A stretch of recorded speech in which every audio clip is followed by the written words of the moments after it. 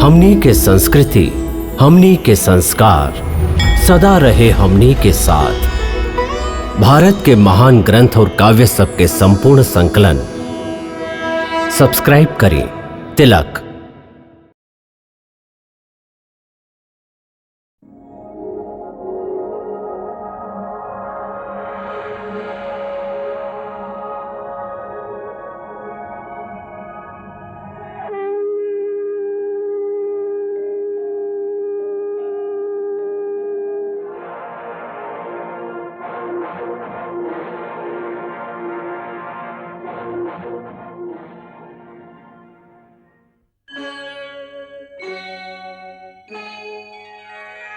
कृष्णा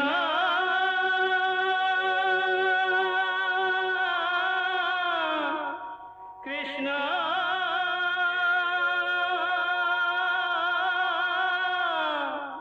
हरे कृष्णा हरे हरे।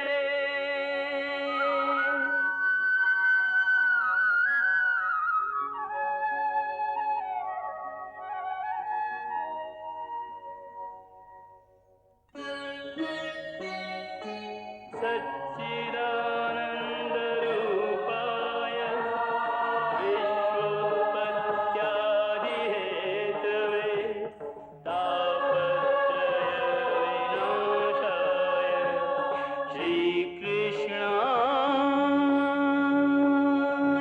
वयं नमः।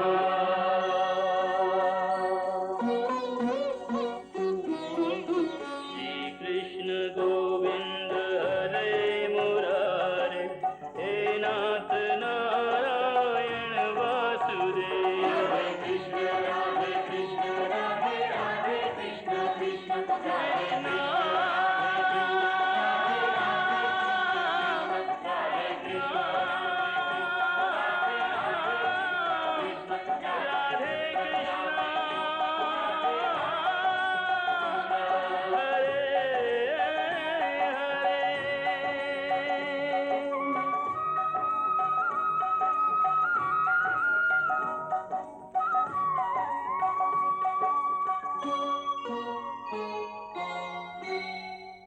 के जे तरह षड्यंत्र से तू हमरे पिताजी के निर्मम हत्या और वहां के जे अपमान कैले बाड़न, ओकर दंड देवे खातिर हम तू सब लोगन के और सभे पांचालन और सभे पांडवन के धर्म या धर्म से कोनो भी तरह से वध करा।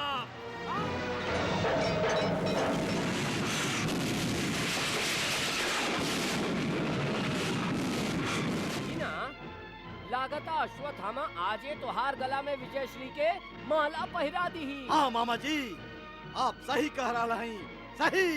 तू तो स्वयं नारायण बाड़ा और फिर ही नारायण अस्त्र तोहार ही तो अस्त्र। हे वासुदेव, नारायण अस्त्र के विनाश के रोके के पांडवन के सगरे प्रयास विफल हो चुकल हा।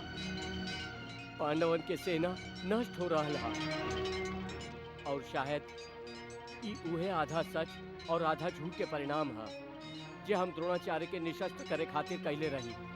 बाकी हमार पाप के दंड हमार सेना के काहे मिल रहा है।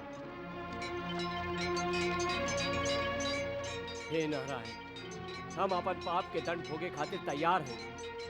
हम अपन सेना सहित आपके शरण में आयल हैं। हमार रक्षा करा वासुदेव, हमार रक्षा करा। केशव, भाई जी के प्रार्थना स्वीकार कर ली। बड़का भैया, पांडव सेना के आप अधिपति हैं, ऐसे सेना की रक्षा आप करब। बाकी कैसे केशव, कैसे? नारायण अस्त्र के विनाश हम कैसे रोकी? नारायण अस्त्र के तोड़ के रहस्य हम आपके बतावत हैं। नारायण अस्त्र के उत्तर दे के ओकर अपमान मत करी। निशस्त्र होके ओकरा सामने हाथ जोड़ दी। स्वयं ओकर तेज, क्रोध और प्रभाव सब शांत हो जाए।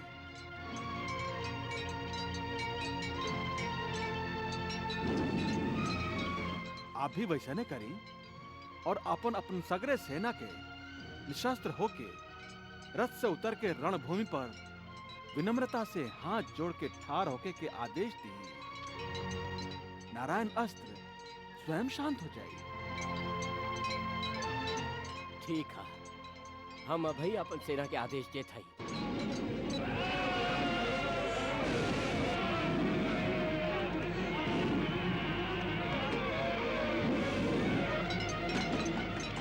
हे वीर लोग, आपन आपन शस्त्र के नीचे रख दा, आपन आपन रथ से नीचे उतर जा और हाथ जोड़ के ठाड़ हो जा।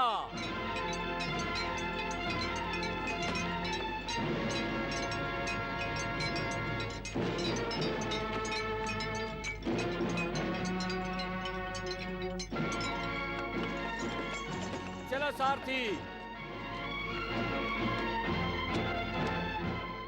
शस्त्र नीचे रख दा और हाथ जोड़ ला।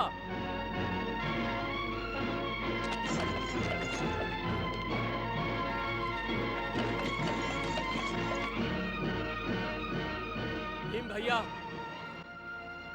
आप भी अपन शस्त्र नीचे रख दी और रथ से उतर के प्रणाम करी। सेनापति जी, ये का कह रहे हैं आप? हथियार डाले का आदेश दे रहे हैं? युद्ध भूमि में हम युद्ध करे आयल हैं। हथियार डाल के उनका अपमान करे ना। हम युद्ध करब, जरूर युद्ध करब। इस समय युद्ध करे के नहीं के भीम भैया? इस समय युद्ध करे के नहीं खे तो का दुर्योधन के शांति प्रस्ताव भेजे के? हाँ, हम आपके क्रोध समझत हैं भीम भैया, बाकी आप ये बात क्रोध में कहली वो भी उचित था। इस समय शांति प्रस्ताव के नहीं खे, बाकी इस समय युद्ध करे के भी नहीं खे। हम तो हर बात में नहीं की आवे वाला मधुसूदन। यदि हम सबे हाथ बांध के ठाड़ रहब तो नारायण अस्त्र से निकले वाला विविध अस्त्र हम लोगन के विनाश कर दें। ना ना भीम भैया, बल्कि यदि आप हाथ जोड़ के ठाड़ रहब तो नारायण अस्त्र के क्रोध शांत हो जाए, और यदि अस्त्र उठा के नारायण अस्त्र के प्रतिकार करे के प्रयास भी करब तो नारायण अस्त्र भयंकर विनाश करे। ऐसे आप अपन अस्त्र नीचे रख के रथ से नीचे उतर जाए। हम सबसे यह विनती करत हैं। चला अर्जुन। ये आज्ञा मधुसूदन।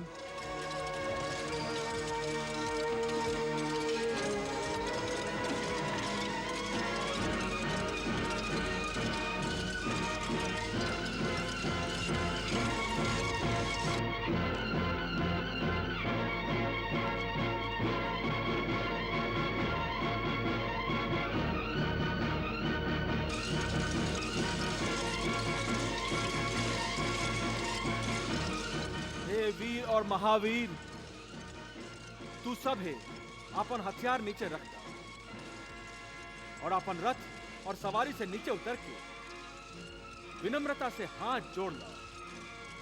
हम सब है नारायण अस्त्र के शरण में जाए।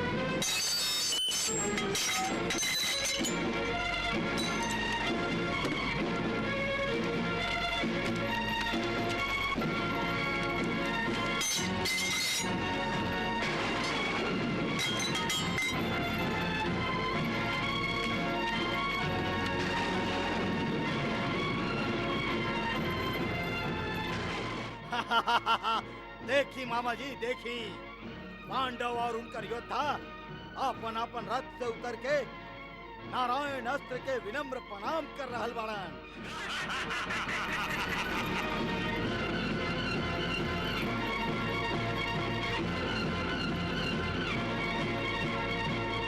यदि कोनो योद्धा युद्ध ना करी तब हम युद्ध करब। आपन बाहुबल से हम नारायण अस्त्र के निवारण करब।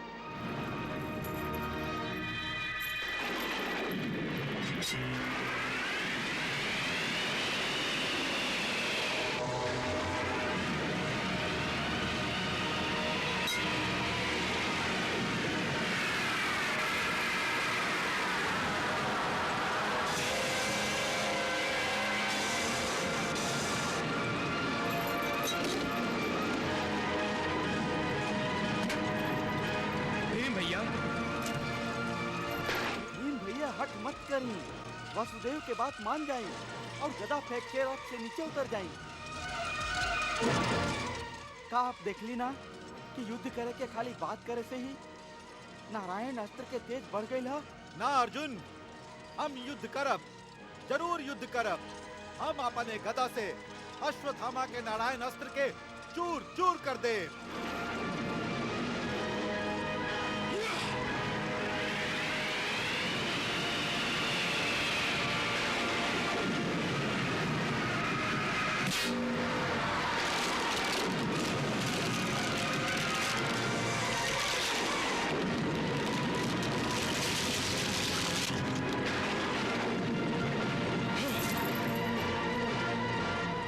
देख लीला भगीना, भीम अपन बल के अहंकार में नारायण अस्त्र से टक्कर लेवे के मूर्खता दिखा रहा। बुद्धि के शत्रु भीम भला कृष्ण और अर्जुन के बात कहवा सुने वाला हा। ई नहीं के जानत कि युद्ध बाहुबल से ना बल्कि बुद्धि से जीतल जाला, बुद्धि से। हाँ मामा जी, करे दी भीम के आत्महत्या करे दी। अच्छा, ऐसा ही एक एक करके हमारे शत्रु कम हो चाहिए।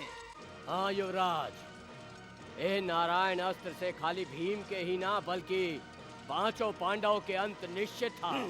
हाँ अश्वत्थामा, तू ऐसे अच्छा श्रद्धांजलि अपन पिता के नहीं दे सकत रहा। ऐसे तुहार पिताजी के कईल गई पांचों पांडवन के मारे के प्रतिज्ञा भी पूरा हो जाई।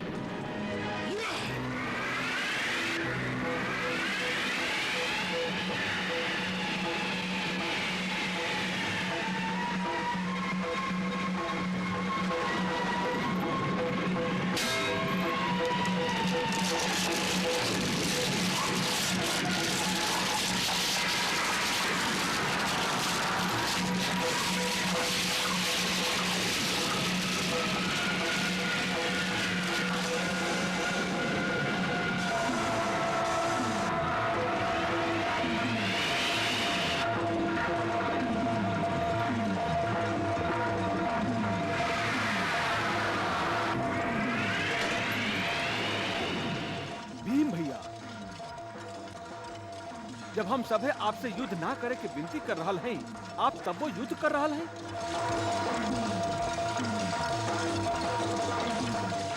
का आप हम सभे की विनती अनसुना कर दे। भीम भैया, यदि युद्ध करके नारायण अस्त्र के नष्ट कल जा सकत रहे तो का अर्जुन युद्ध ना करतन?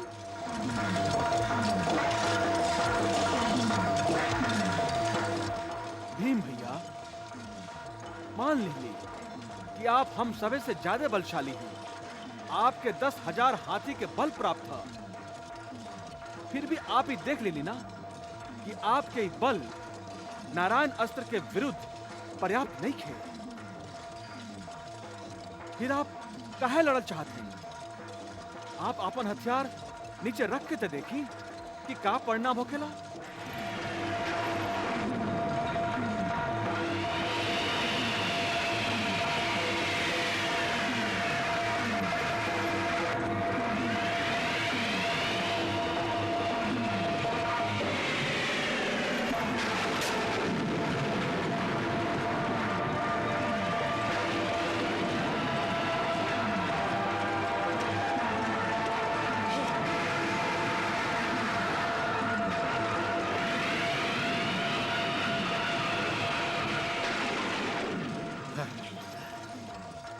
अच्छा, अब हमारे हाथ में शस्त्र नहीं थे और ना ही हम रथ पर हैं और ना ही हम लड़ रहे हैं। बाकी आपके मन में था युद्ध करे के विचार। हाँ, ये बात भी घातक है भीम भैया। जे वीर मन से भी नारायण अस्त्र से युद्ध करे के विचार भी रखेला, चाहे वो निशस्त्र काहे ना होके, नारायण अस्त्र होकर विनाश कर देगा।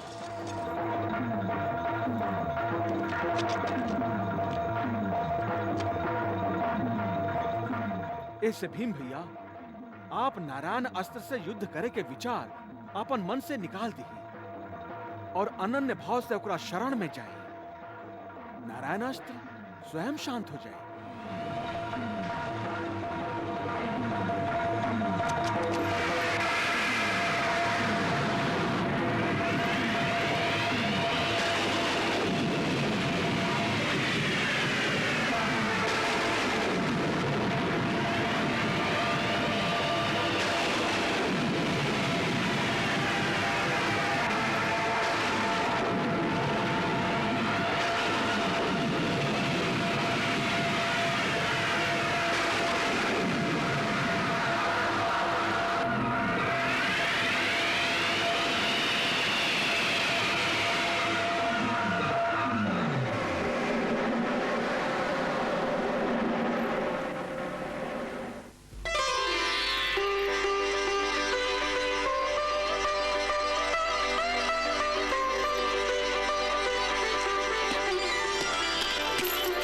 हमके क्षमा कर दही केशव, हमरा से भूल हो गई। भीम भैया, हम आपसे छोट हैं, क्षमा मांग के हमके लज्जित मत करी। हे नारायण, आज तक तू ही भीम और हम सबके रक्षा के लिए बड़ा। हम चाह वासुदेव कि तोहार कृपा दृष्टि यही तरह हमेशा हम लोग पर रहे।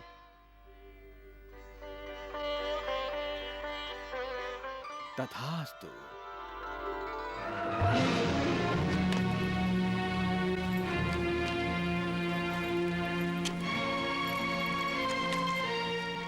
अश्वत्थामा, एगो नारायण अस्त्र विफल भइल त का भइल? उहे सबसे घातक अस्त्र हा। ऐसे अश्वत्थामा, तू फिर से नारायण अस्त्र के प्रयोग करा। ना युवराज, अब हम नारायण अस्त्र के प्रयोग ना कर सकी। तू प्रयोग ना कर सका? बाकी काहे अश्वत्थामा, काहे कि नारायण अस्त्र के प्रयोग खाली एक ही बार कइल जाला गांधार नरेश। और यदि हम फिर से नारायण अस्त्र के प्रकट करे के प्रयास भी करब तो ई महान अस्त्र प्रकट होके हमरे विनाश कर दी। और दूसर, जब पांडवन के पास यह अस्त्र के तोड़ बा, तो फिर यह अस्त्र के प्रयोग करे से का लाभ? बाकी ये अस्त्र के तोड़ता एगो रहस्य बा। हाँ युवराज, यह रहस्य पिताजी के स्वयं भगवान श्री नारायण अस्त्र देत घड़ी बतौले रहा। और पिताजी अपन बेटा होके के नाते हमके ई प्रदान कैले रहन और एकरा तोड़ के रहस्य भी बतौले रहन। बाकी वो रहस्य के पता पांडव लोग के कैसे लागल? युवराज, पिताजी और हमरा अलावा ए धरती पर खाली एक ही व्यक्ति बा जे रहस्य के ज्ञान रखेला। के? अर्जुन? ना, कृष्ण। कृष्ण? हाँ युवराज, कृष्ण कृष्ण कृष्ण कृष्ण कृष्ण कृष्ण कृष्ण। ये कृष्ण ता युद्ध में भाग ना लेके भी कौरव के नाक में दम कर देले बाड़न। शस्त्र उठा लेतन त न जाने का करतन। निशस्त्र हो के भी ऊ कौरवन के हर जीत के अंतिम समय में हार में बदल देले बाड़न।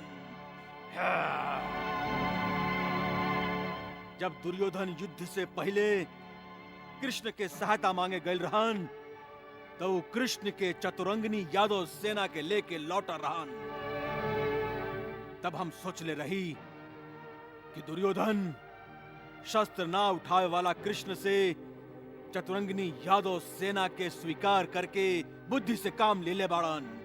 लेकिन आज हमके समझ में आइला कि अर्जुन कितना बुद्धिमान रहे, जे चतुरंगी यादव सेना के छोड़ के अकेले कृष्ण के मांग लेलास। दुर्योधन समझ ले रहे कि श्री कृष्ण के शक्ति ओकर 10,000 सेना के बिना शून्य हुई। यही से वो अकेले श्री कृष्ण के जगह उनका 10,000 सेना के चुन ले रहे। ओह मूर्ख के का पता रहे कि अकेले श्री कृष्ण ही कौरवन के लाखों सेना से भी ज्यादा शक्तिशाली बाड़न। तू ठीक कह रहा बाड़ू गांधारी। पता ना महाराज, श्री कृष्ण के होते दुर्योधन पांडवन से कैसे जीत पाई। हाँ गांधारी, कृष्ण हमरा खातिर सबसे बड़ समस्या बन गई बाड़न। लेकिन अभी कौरवन के सामने कृष्ण से बड़का समस्या यह कि द्रोणाचार्य के वध के बाद उनका जगह केकरा के सेनापति बनावल जाए। कृष्णा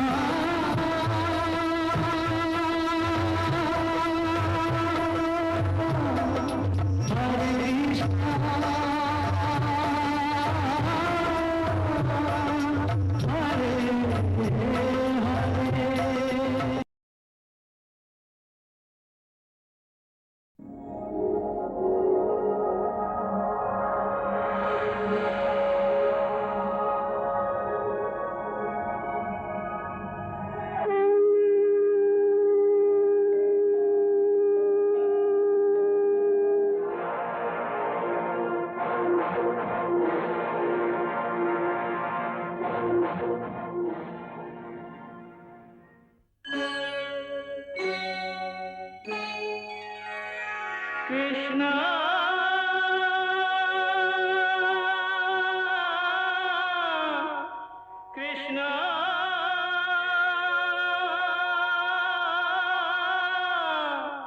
हरे कृष्णा हरे हरे।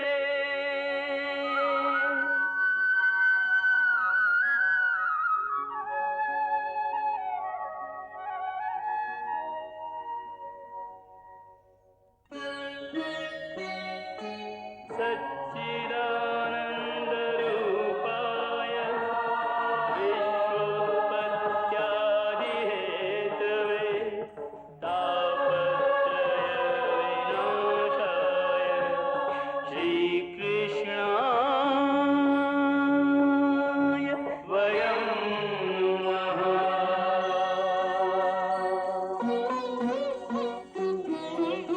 श्रीकृष्ण गोविंद हरे मुरारे, हे नाथ नारायण वासुदेव। हरे कृष्ण राधे कृष्ण राधे राधे कृष्ण कृष्ण हरे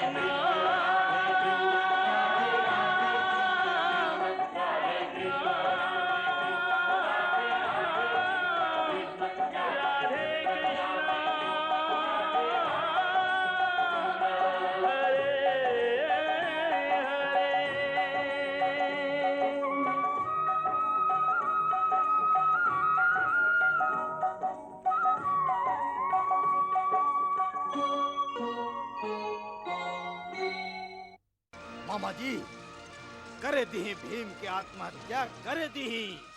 अच्छा ऐसा ही एक एक करके हमारे शत्रु कम होते ही हैं। आप नारायण अस्त्र से युद्ध करे के विचार अपन मन से निकाल दी और अनन्य भाव से ओकरा शरण में जाए। नारायण अस्त्र स्वयं शांत हो जाए। ये कृष्ण ता युद्ध में भाग ना लेके भी कौरव के नाक में दम कर देले बाड़न। शस्त्र उठा लेतन त न जाने का करतन। निशस्त्र हो के भी कौरवन के हर जीत के अंतिम समय में हार में बदल देले बाड़न। पता ना महाराज, श्री कृष्ण के होते दुर्योधन पांडवन से कैसे जीत पाई। हाँ गांधारी, कृष्ण हमरा खातिर सबसे बड़ समस्या बन गई बाड़न। लेकिन अभी कौरवों के सामने कृष्ण से बड़का समस्या यह कि द्रोणाचार्य के वध के बाद उनका जगह केकरा के सेनापति बनावल जाए।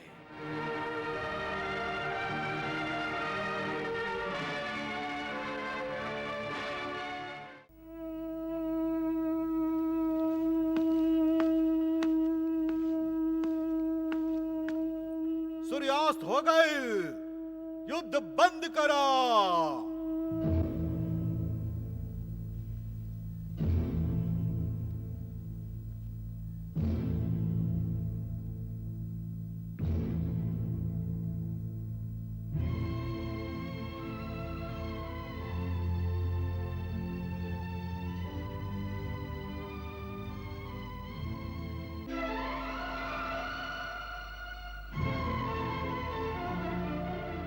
ये सब लोग मुंह लटका के कहां बैठल बाड़े? धृष्टद्युम्न अपन प्रतिज्ञा पूरा कर लेलन, महाराज द्रुपद के हत्या के बदला ले लेलन। अश्वत्थामा के नारायण अस्त्र के प्रभाव से भी हम लोग बच गईली। ये हम लोग के जीत भइल। तब हम लोग इस शोक काहे मना रहल हैं? खाली द्रोणाचार्य के वध खातिर? हाँ भीमसेन, बाकी हम लोग उनका के श्रद्धांजलि दे देले हैं। आप सभी काहे भुलात हैं कि वो युद्ध के शुरुआत से पहले स्वयं कहले रहन कि यदि विजय प्राप्त करे के बा तो हमार वध कर दा। शायद यह उनकर इच्छा रहे, तब हम लोग उनकर वध पर दुखी काहे हैं? का हम लोग अपन जीत के खुशी ना मना सकी? और भैया, आप सबसे ज्यादा दुखी काहे हैं? ऐसे कि हमके अधर्म करे के पड़ल। गुरु द्रोणाचार्य के वध खातिर हमके झूठ बोले के पड़ल। बाकी वो पूरा तरह से झूठ ना रहे। पूरा तरह से सच भी तो ना रहे हूँ, आधा झूठ रहे हूँ। बाकी आधा सांच भी तो रहे। आज ये है आधा सच और आधा झूठ हमनी के बचा लेलस। ना तो पता ना गुरु द्रोणाचार्य कितना विनाश कर डलतन। अब हम लोग के आज के ना काल के सोचे के चाहिए। भीम भैया ठीक कहा तारण।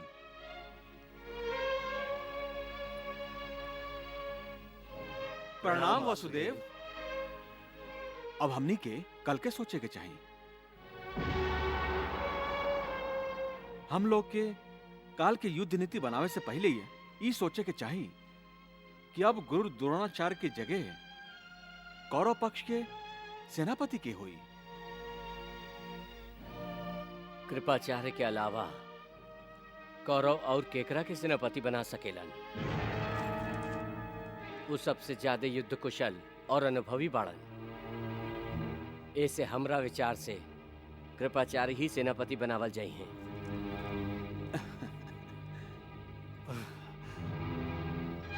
आज गुरु द्रोणाचार्य के वध हो जाए से और एकरा से पहले भीष्म पितामह के निष्क्रिय हो जाए से हम लोग दूगो कुशल और महान सेनापति लोगन के खो देली। एकर हमरा दुख बा। बाकी ये पांडव लोग खातिर गौरव के ना शर्म के बात था।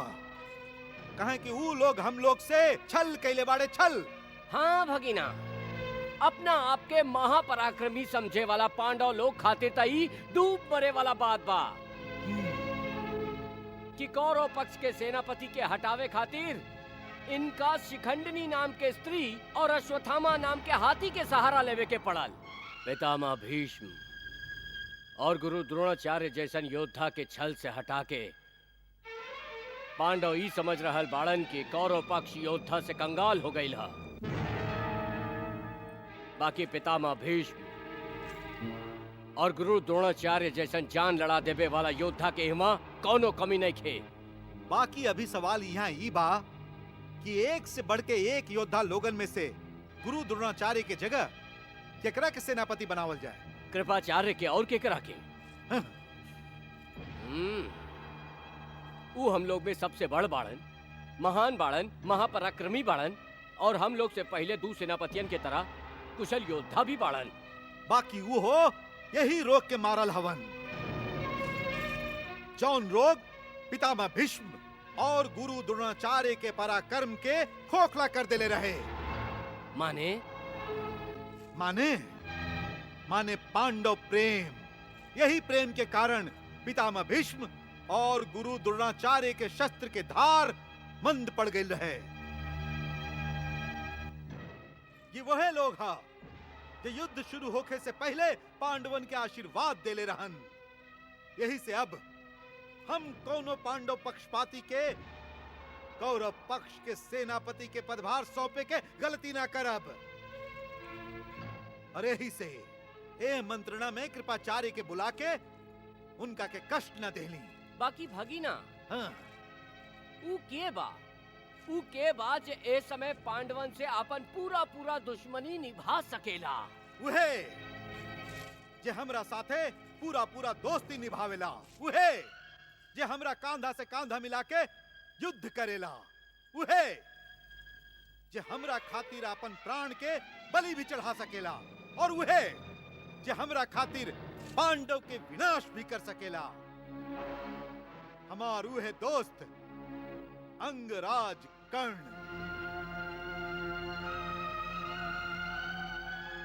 अंगराज कर्ण।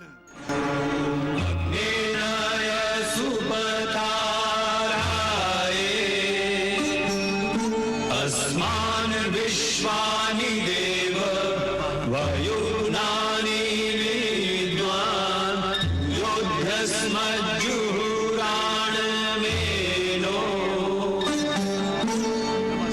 यिष्ठान्ते नमः उक्तिं विधेम। अग्नेनाय सुपताराय अस्मान् विश्वानि देव वयुनानि विद्वान् युद्धस्मज्जुहुराणमेनो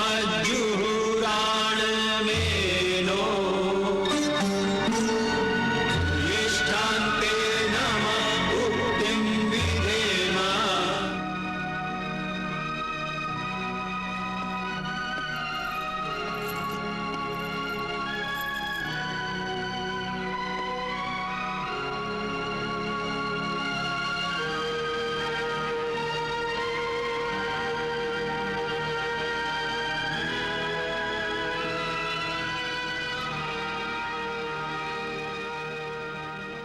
अंगराज कर्ण, हम कौरव के राज्य चिन्ह स्वरूप एह तलवार के साथ तोह के कौरव पक्ष के सेनापति के पदभार सौंप रहल है। कहें कि हमके तोहरा संगे अपन मित्रता और पांडव के संगे तोहार शत्रुता दोनों पर पूरा विश्वास बा। बधाई होके मित्र, बधाई होके। धन्यवाद युवराज कि तू हमरा के यह योग्य समझ रहा। हम तोहरा विश्वास दिलावत हैं कि जौन विश्वास तू हमरा पर कैले हवा हम ओकर लाज जरूर रखब। सेनापति लोगन के यह महान परंपरा के आगे बढ़ाई और कौरवन के विजय खातिर दृढ़ता से प्रयास करब। सेनापति अंगराज कर्ण के जय। सेनापति अंगराज कर्ण के जय। सेनापति अंगराज कर्ण के जय। सेनापति अंगराज कर्ण के जय। सेनापति अंगराज कर्ण के जय। सेनापति अंगराज कर्ण के जय।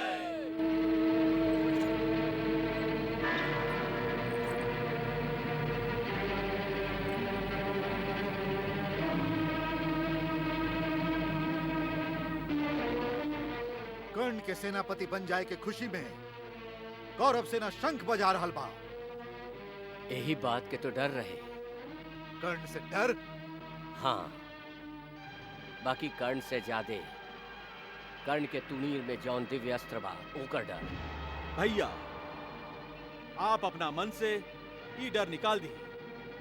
हमरा पास कर्ण के हरेक बाण की, हरेक अस्त्र की उत्तर हाँ।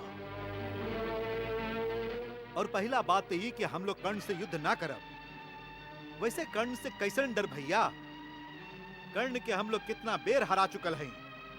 और अब की बार भी हम लोगों सूत पुत्र के पराजित करब। भीमसेन, शत्रु के निर्बल समझे के भूल कभू न करे के चाहिए, और कर्ण जैसे शत्रु के तो एकदमे निर्बल न समझे के चाहिए। कर्ण के हमने निर्बल नहीं समझत भैया, पर हमने उनका से डरात भी नहीं। हमरा तुनीर के हर बाण कर्ण से युद्ध करे खातिर तड़प रहल हा। कर्ण के भी हमरा से टकराए के बड़ा इच्छा हा। हम एह युद्ध में ओ सूत पुत्र के ई अंतिम इच्छा पूरा कर चाहते हैं। हे अर्जुन, हे भीमसेन, पितामह भीष्म और गुरु द्रोणाचार्य के रास्ता से हटा के ई मत समझा कि कौरव निर्बल हो गई बाड़ा। पितामह भीष्म, गुरु द्रोणाचार्य और अंगराज कर्ण कौरव के ई तीनों सेनापति भार्गव परशुराम के शिष्य बाड़न। ऐसे कर्ण के सेनापति बन जाए से कौरवन के शक्ति में कोनो कमी ना आयल हा, बल्कि कौरव पहले से भी ज्यादा शक्तिशाली और बलशाली हो गई बाड़न। ई कह के आप भीष्म पितामह और गुरु द्रोणाचार्य दोनों के शौर्य के अपमान कर रहे हैं। का आप कर्ण के पितामह भीष्म और गुरु द्रोणाचार्य से शक्ति में बढ़ के समझ रहे हैं? हाँ हाँ? हाँ, हम कर्ण के पितामह भीष्म और गुरु द्रोणाचार्य से बढ़ के समझी ले। काहे कि गुरु द्रोणाचार्य और पितामह भीष्म इन दोनों लोग में और कर्ण में बहुत बड़ा अंतर बा।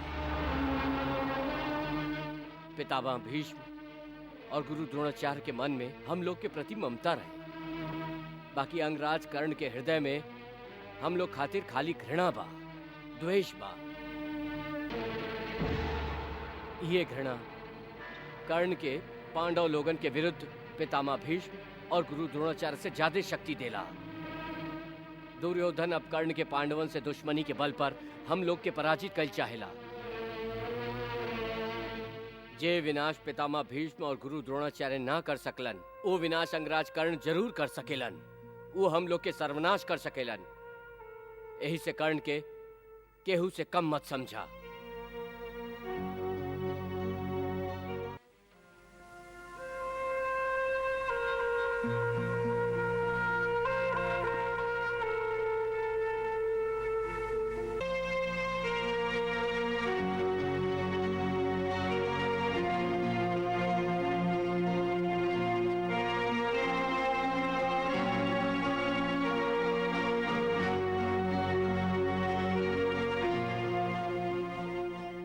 राजमाता, युद्ध भूमि से आयल गुप्तचर आपके सेवा में उपस्थित बा।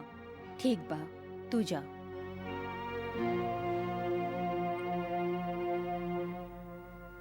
हाँ गुप्तचर, का समाचार बा? समाचार शुभ नइखे राजमाता। का कौनो पांडव के? ना, ऐसन कोनो बात नइखे। सब पांडव सुरक्षित बाड़न। बाकी कौरव सेनापति गुरु द्रोणाचार्य के वध हो गए। हे भगवान, उनकर आत्मा के शांति दी। बाकी पांडव के शिविर में अशांति फैल गई बा। शांति हो भी कैसे सकेला? अपने हाथे अपना गुरु के वध करके पांडव शांत भी कैसे रह सकेलन? बाकी अब कौरवन के शिविर के का हाल बा? कौरव लोग के शिविर में प्रतिशोध के आग भड़क उठल बा और गुरु द्रोणाचार्य के वध के बदला लेवे के सौगंध खाइल जा रहल बा। बाकी द्रोणाचार्य के जगह सेनापति केकरा बनावल गइल बा? अंगराज कर्ण के। का? हाँ राजमाता। कर्ण के? हाँ राजमाता।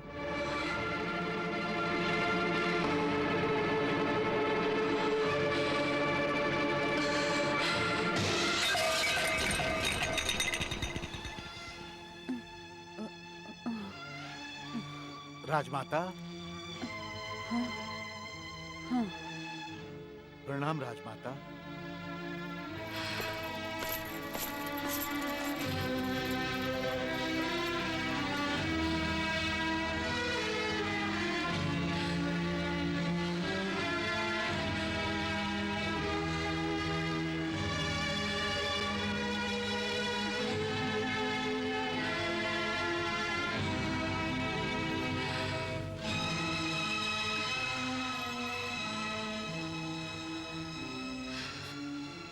हे प्रभु, ई सब का हो रहल बा?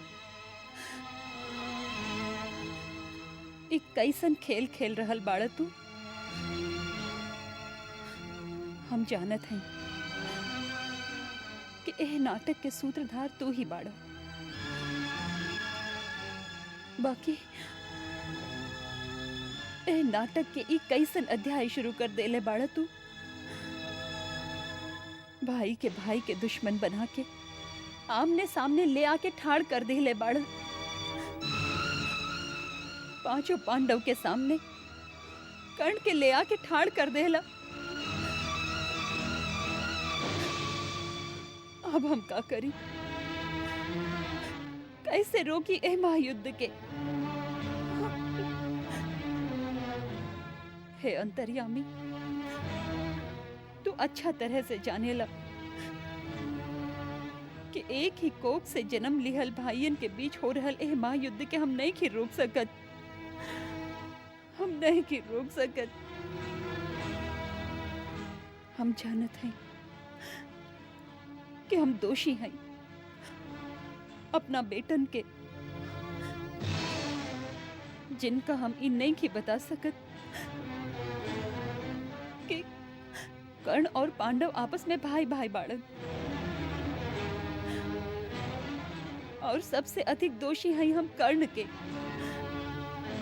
जेकरा के हम इहो नहीं कि बता सकत कि हम ओकर माई है, ओकर अभागी माई। हम हमेशा एह खेल में पर्दा के पीछे रहली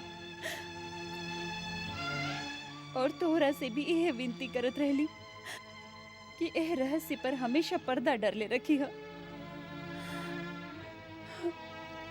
हे प्रभु, अब तो तोहरा से यह प्रार्थना बा कि हमरा लाज के रक्षा कर।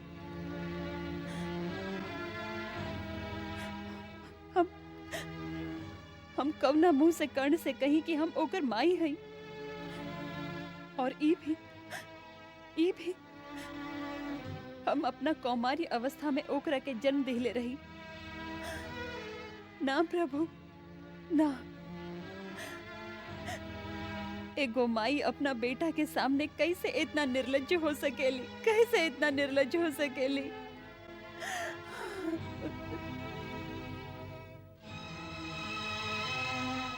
ना प्रभु ना, हमरा के एह दुविधा में मत डाला।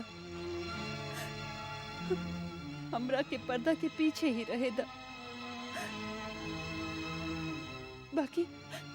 बाकी कर्ण के इतना तो बता दे कि पांडव ओकर भाई बाड़न,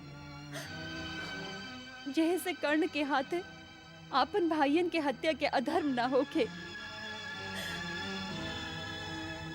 हे प्रभु, तू तो आपन धर्म के रक्षा करे खातिर आयल बाड़ा ना, तो फिर अपना धर्म के रक्षा ना करबा। कर्ण के ई ना बताइबा कि पांडव उनकर भाई हवन। कर्ण के हाथे आपन भाई लोग के हत्या के अधर्म मत होके द प्रभु।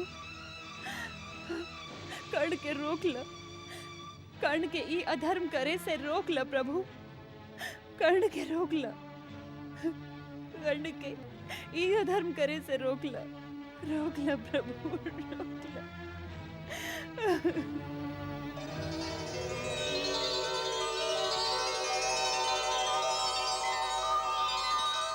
कृष्णा